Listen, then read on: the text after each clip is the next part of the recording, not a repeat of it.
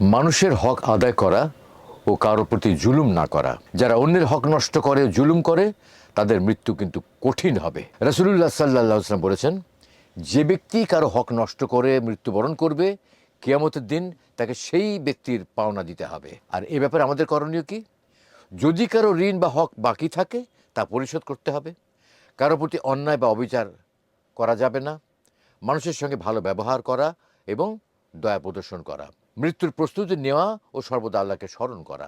যারা বেশি বেশি মৃত্যুকে স্মরণ করে, তাদের জন্য মৃত্যু সহজ হয়ে যায়। রাসূলুল্লাহ সাল্লাল্লাহু আলাইহি ওয়াসাল্লাম বলেছেন, যে ব্যক্তি বেশি বেশি মৃত্যুকে স্মরণ করবে, তার জন্য মৃত্যু সহজ করে দেওয়া হবে। আমাদের করণীয় হলো প্রতিদিন মৃত্যুর কথা চিন্তা করা এবং এর জন্য প্রস্তুতি নেওয়া, কাফন দাফনের শিক্ষা নেওয়া ও জানাজা নামাজ পড়ার অভ্যেস গঠন করা, নিজেকে জবাবদিহিতার মধ্যে রাখা এবং সৎ জীবনযাপন করা। মৃত্যুর যন্ত্রণা এতটাই ভয়ঙ্কর যে মানুষের পক্ষে তা সম্পূর্ণরূপে বোঝা সম্ভব নয়। কোরআন ও হাদিসে বারবার এর ভয়াবহতার বিবরণ দেওয়া হয়েছে, যা আমাদেরকে স্মরণ করে দেয় যে এটি সহজ কোনো বিষয় নয়।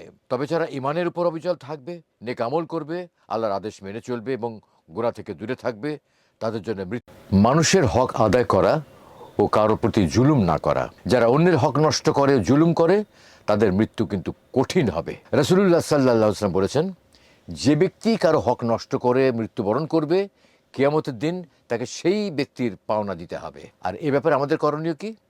যদি কারো ঋণ বা হক বাকি থাকে, তা পরিশোধ করতে হবে। কারো প্রতি অন্যায় বা অবিচার করা যাবে না। মানুষের সঙ্গে ভালো ব্যবহার করা এবং দয়া প্রদর্শন করা।